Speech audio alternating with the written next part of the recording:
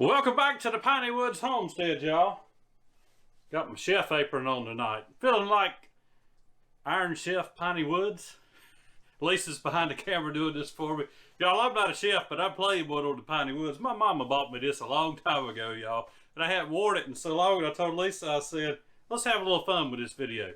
So I got out my old chef's jacket. I love to cook, y'all. And we have been inundated with rain for the past several days and thought, what better time to do a little something different. So we're going to cook a supper tonight, and we're going to showcase the products, some of them that we raise here and grow here on the homestead. Guys, we appreciate you stopping in. Hit the like for us, subscribe to the channel if you haven't, and if you have, as always, we do appreciate you. We're going to get started, y'all. So the first thing we're going to do is get some of these Georgia collards into a pot. And y'all, there's been no seasoning other than a little bit of salt when we harvested these and put them up. And I believe these are from the spring. You've got everything rotated out there, don't you? Yeah. I'm talking to Lisa. She's behind the camera, y'all, because we don't have a camera person. We are the camera people. But y'all, these have not even been chopped. We just pulled them straight off. If you've watched, Oven's ready. That's ready. We pulled them straight off the stalks, y'all. And so they've been sitting out for a little while, but they're still fairly frozen. But we're going to put those on the stove. We'll add some seasonings, and we'll do some more to that, y'all, other than just heating them through, and we'll show you as we go along. That's a lot of collards. I bet there's 2 pounds of collards right there. That'll be good. And we'll get those on here and get them going. A little bit low so we don't burn anything. Now we're going to move on to the next part of our meal. Alright, y'all, one of the main parts of this supper are these boneless loin chops. And these came off of that runt pig that we had down there.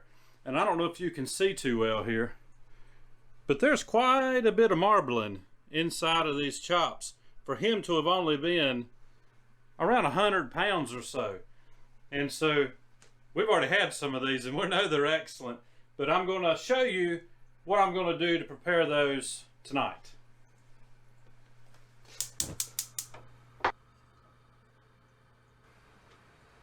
Now you want to start with a hot pan, and we've got a carbon steel pan from Lodge here. We love this thing. I've actually bought it for Lisa for Christmas several years ago, and I think I ended up using it probably more than she does, but it's much lighter than a traditional cast iron pan, and you get really the same type of cooking experience off of it. But let your pan get hot, and while it's getting hot, we're going to season these pork loins. And all I do, y'all, we're pretty simple around here. A little bit of salt.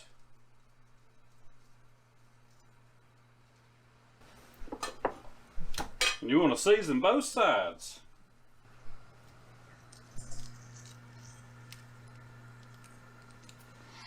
And we're going to put salt, pepper, garlic, onion,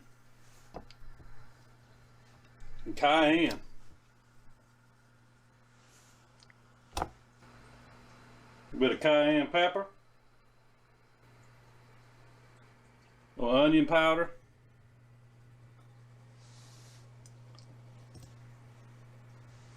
not a lot. I don't like a lot of onion on pork. I like it more on the venison. But we like a lot of garlic on everything. We love garlic. And I still go light on pork with that too. Alright, that pan was getting a little screaming hot. Throw some olive oil down on it. Y'all, we're actually going to finish these in the oven. So you can hear that sizzle. All we're doing here is getting a bit of a crust on there. And this is rosemary, fresh out of the front yard of Lisa's little patch. And all we're going to do is get a crust, take some of that hot oil, and start pouring it over it. And that rosemary is going to release some of that flavor into the pork.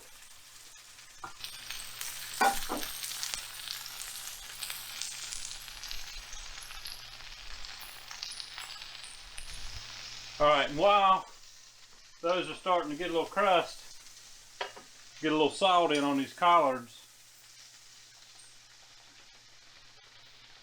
You see all the water already coming out of those from where we froze them. So you don't need to add any water to your frozen collards. It's going to come out on its own. Just don't go crazy with the heat. And I throw some cayenne up in there too. And we're going to let it season.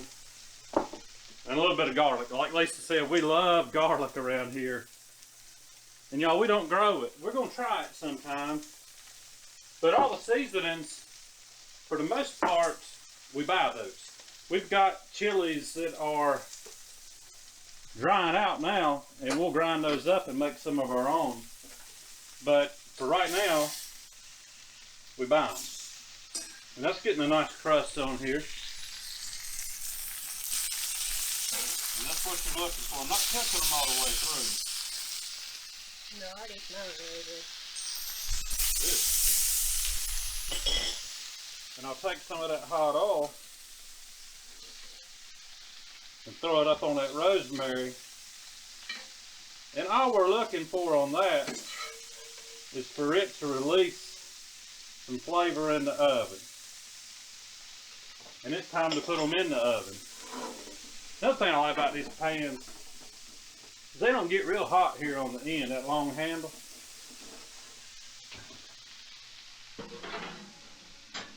Alright, in the oven at 350, and that's going to cook probably about 15 minutes while we are wrapping this supper up, because we've got 2 more things to get to cooking, so I got to get to moving.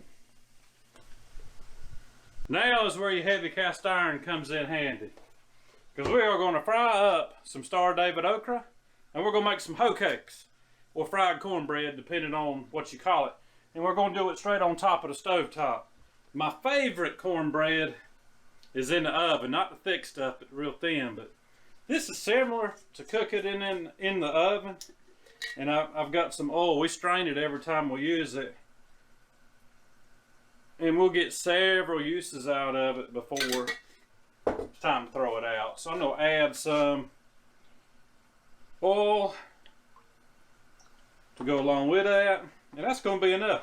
And we're going to get this thing up to temp. And we're going to get to frying, y'all.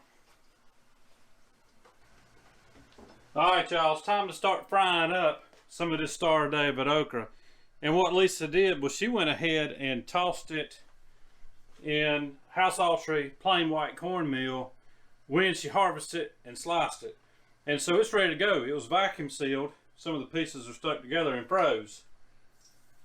As you can see that. I checked my oil with a stick here, and when it bubbles, I know I'm good to go. And that's probably not something they teach them in culinary school, but it works. So I'm going to throw these in here, and I can do it quicker than this.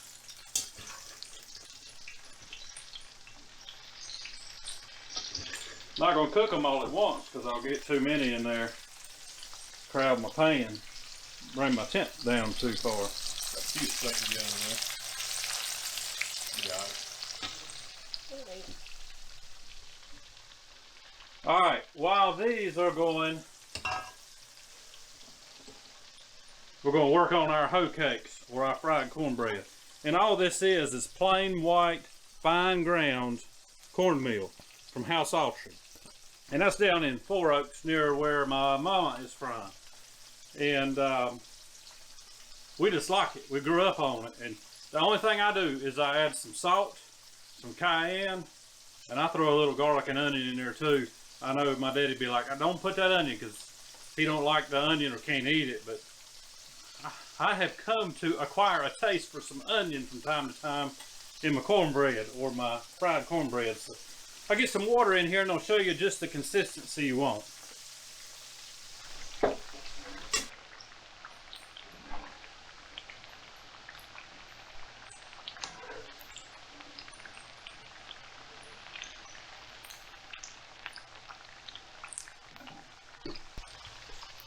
Alright, you saw me taking a few of those out just a second ago.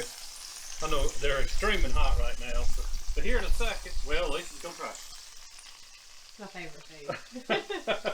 We love it, y'all. We are from down south, and so we like our okra fried. I like it boiled too, and we like it sauteed. Depends on the type of okra. But I love it fried. The red burgundy is great sauteed. Good fried too. Well, yeah, but as far as sauteing goes. Yeah. So y'all, this is looking fine. While that's going, that how sultry, you can see the consistency here. Soupy. That's what you're going for. You're going for a thin batter. And I added, I think I already told you, but I added a little extra cayenne because I really like that. But after a few minutes, you'll know if you need to add a little bit more water or not. Because you don't want it thick like pancake batter. You want it like a very loose pancake batter. Because when we put it in here, we don't want it to be thick. We want it to be thin and crispy when it's done. So we'll let this sit here on the side until we get done frying this okra. Now, who can tell me why they're called hoe cakes, or why some people call them hoe cakes? I think that I know why, but I want to see what y'all think. So leave a comment telling me why they're called hoe cakes. And you may not get it unless you are from down south. But if you're from up north, you may know it too. So I'm sure that some traditions are the same no matter where you go. But leave us a comment.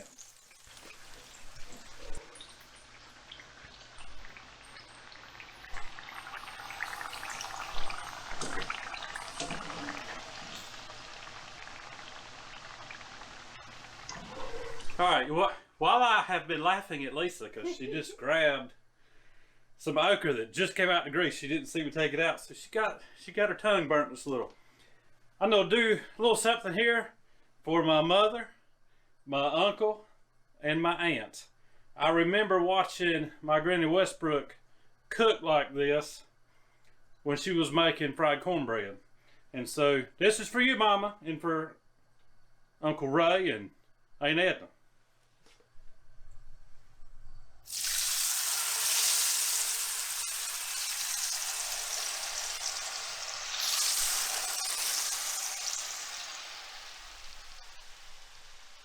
Y'all, I can remember watching her.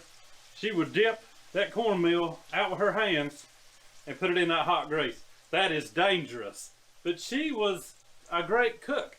And y'all, I can remember everything was fried when I was young. We don't fry every day, y'all. We're just doing this to show y'all some of my favorite food. And fried is some of our favorite, but we don't eat like this every single day.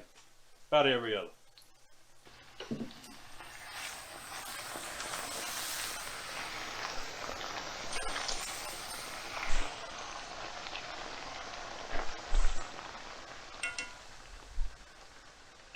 You know that your batter is loose when you got all those holes in it like that. That means that this cornbread is going to be extra crunchy. Considered lacy when it's like that. Lacy? Yeah. Like lace. Well, I learned something new. But like a doily. All right. Is that what you call them? Yeah.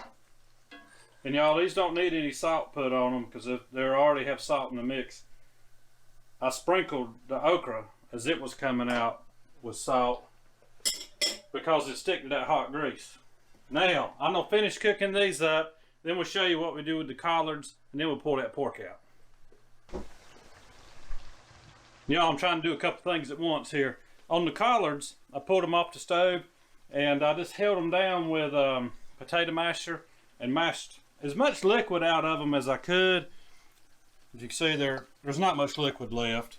And the only thing I've seasoned them with was pretty much like I did everything else. Salt, pepper, cayenne, stuff like that. Take you a clean pair of scissors. This is so easy. I don't know why I started doing this a few years ago. And you just chop those things up.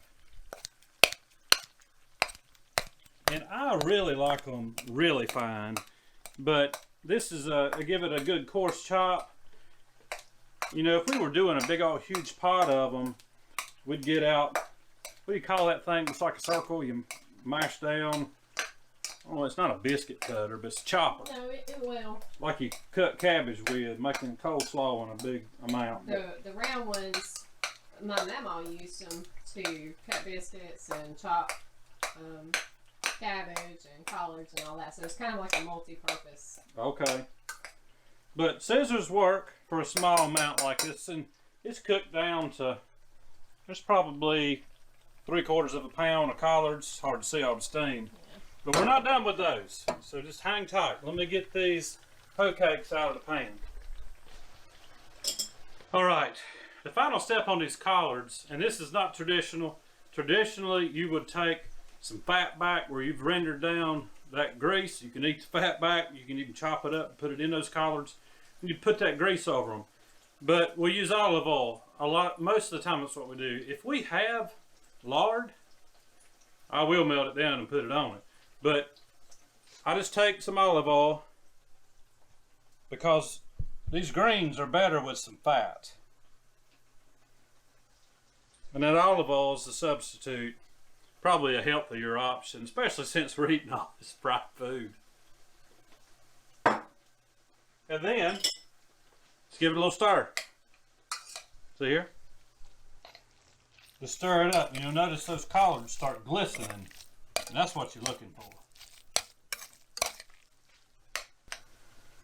All right, let's get these boneless pork loin chops out.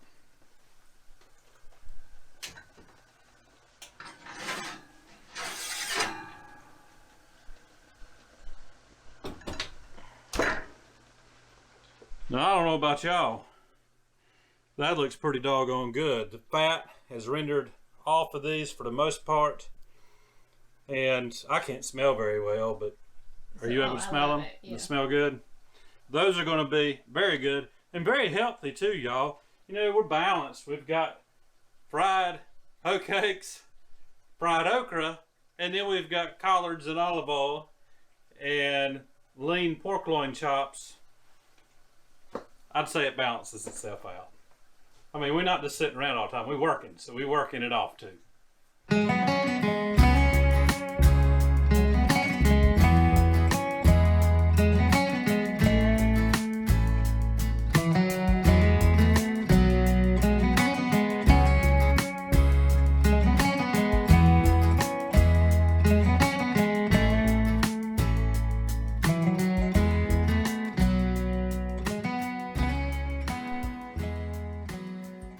Alright y'all, that's going to wrap it up for us today here at the Piney Woods. I got some hungry girls here in the house and they are ready to eat some of this good southern cooking. Guys, if you liked the video, hit the like for us, subscribe to the channel if you hadn't. If you have, as always, again, we appreciate you. We're going to dig into some hoe cakes.